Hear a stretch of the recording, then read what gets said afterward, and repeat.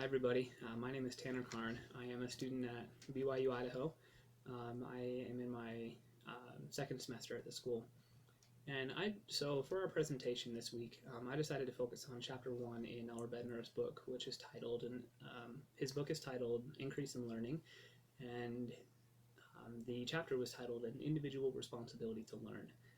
Now, with this topic, I chose to focus on the question of how do I learn as my focus, and took it away from there. So on the topic of how do I learn, I figured out that the ways that I learn that help me the most are through prayer. Definitely, I try to start all my studies with prayer and all my classes and everything like that. That really gives me a foundation for where I'm going. I've also learned that proper environment helps me a lot, and I'll be talking about that in a minute. That's another one of my questions that I decided to focus on. If you have a proper environment, your study just increases dramatically, and you'll be able to remember the things that you study. You'll be able to focus more on what you're learning, and so that's a huge part of how we learn. I also learned that consistent study is a huge factor for me. If I'm not consistently trying to learn something, then all I'm doing is just going in a hole, going through the motions. I also learned that trusting in the Lord is a huge part of our progress and our learning. If we don't trust Him to help us after we've done everything that we can, then we're not putting Him in the picture, and He's probably the most important part to be there. I also learned that it takes a sincere and consistent effort to be able to learn everything that we can. When we put that effort in, that's when the Lord decides to help us out. That's when we are able to more or less do as much as we can. It has to do with our effort. Now, I talked about a proper environment earlier. I just want to talk about that for a minute. Another question that I had was what kind of environment do I need to put myself in to help myself learn the most?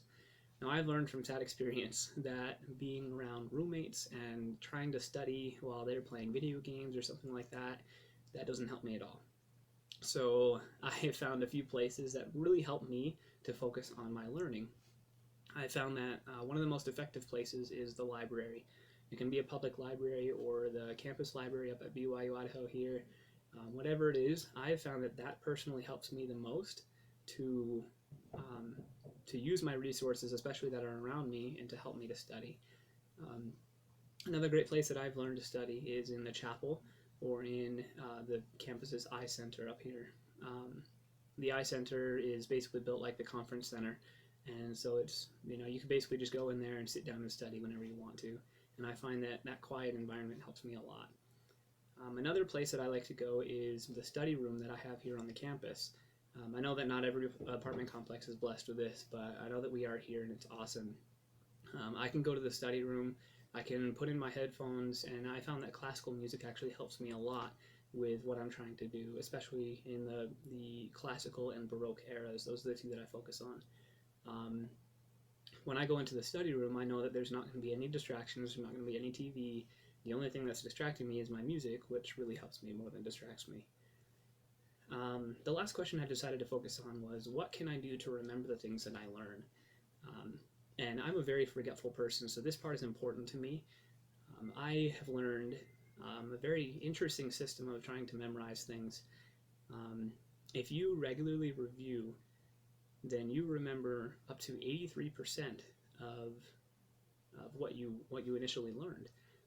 So let's say you go to a lecture class and you walk out of it and you don't do any review for the next 2 weeks.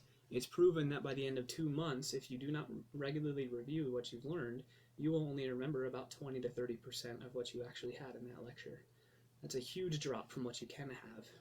But if you review 15 minutes after you leave that lecture class, and then you review 2 hours later, and then you again review the following day, and review again the following week, and keep up a weekly reviewing system, then you remember up to 83% of what you initially learned.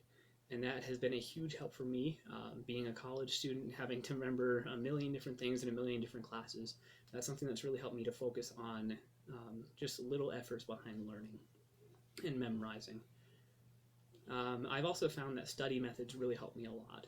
A few that I use are the SQ3R system, which, if you don't know what that is, I highly recommend looking it up. It's basically a textbook review system, and it's really, really neat.